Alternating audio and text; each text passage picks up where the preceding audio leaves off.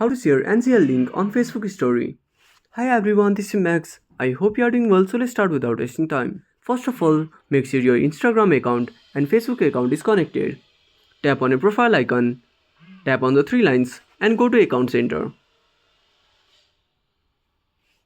Now tap on Profiles.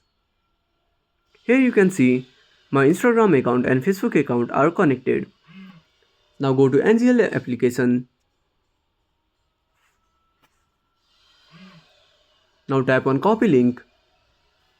Now tap on Share.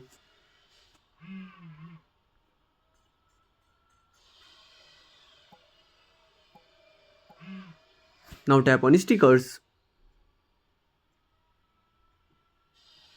Now select link, paste your link and tap on Done. Now drag it over. Now tap on Next. Now tap on Share.